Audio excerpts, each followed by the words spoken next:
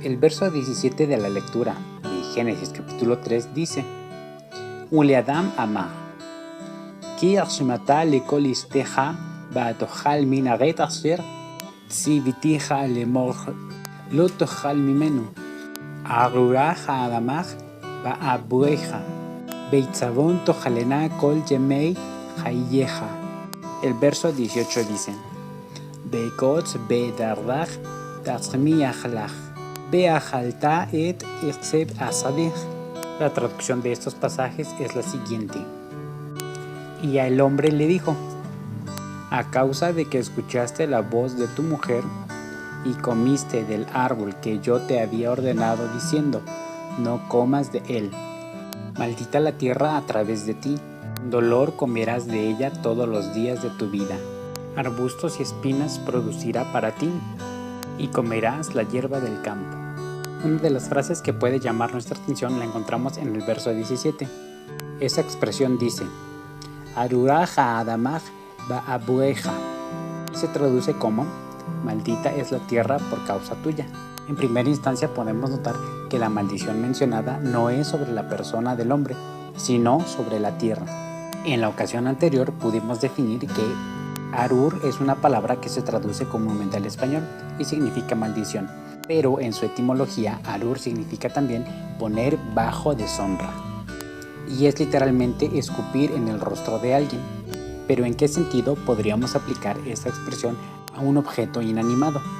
Es decir, si la tierra es un objeto inanimado, ¿cómo podríamos deshonrarla? En este caso es necesario hacer un estudio minucioso acerca de esta expresión y cuáles son sus equivalentes dentro del idioma hebreo. En el libro de la Torá, conocido como Devarim, encontramos una lectura muy interesante. El capítulo 28 de este libro nos muestra las consecuencias de la obediencia a la palabra y los mandamientos del Eterno. Esto da como resultado una bendición enriquecedora en todos los aspectos de la vida del ser humano.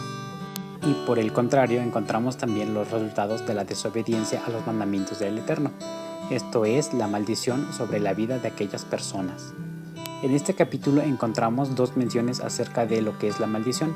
Esta se encuentra expresada en dos palabras. La primera es kelalaj, significa ser expuesto o exponer la vergüenza de alguien.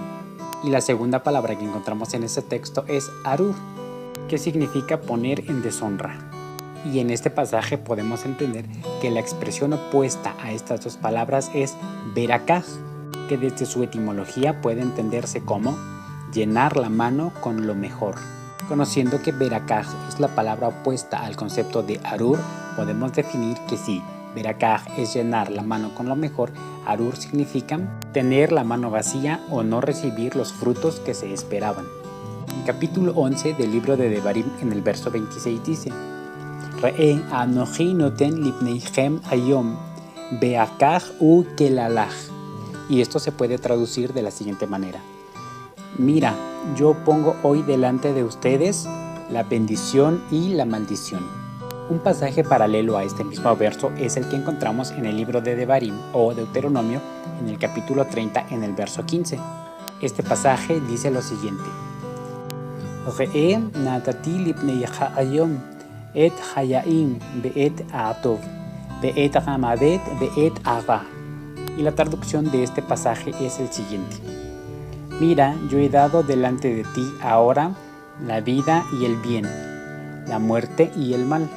Al considerarse este un pasaje paralelo a Deuteronomio 11:26, podemos señalar que las frases que aparecen en ese texto están sustituyendo las que encontramos en el pasaje anterior, con el fin de clarificar lo que el autor está tratando de exponer. De estos pasajes podemos señalar dos conjuntos de conceptos opuestos.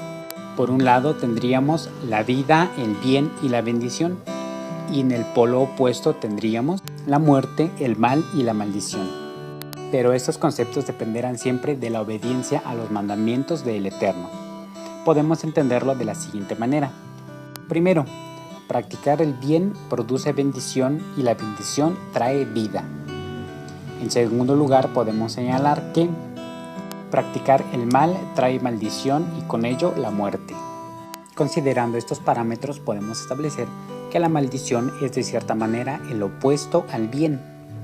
Como ya definimos con anterioridad, la idea de tová o bien en el texto hebreo significa algo que es funcional o que cumple con las funciones para lo cual fue creado.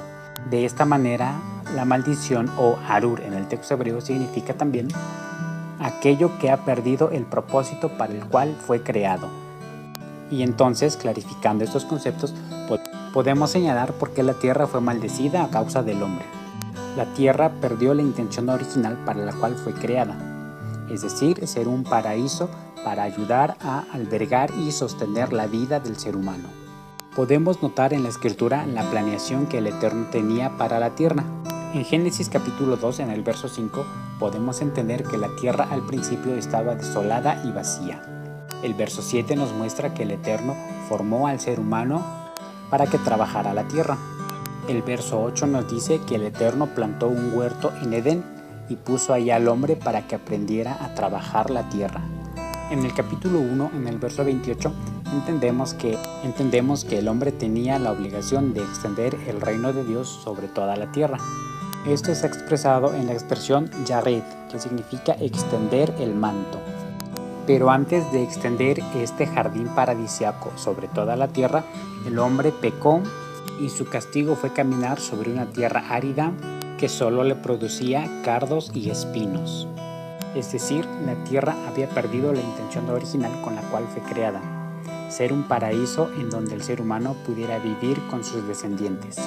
Y en definitiva, eso traería un arduo sufrimiento al ser humano. Esta es la maldición sobre la tierra.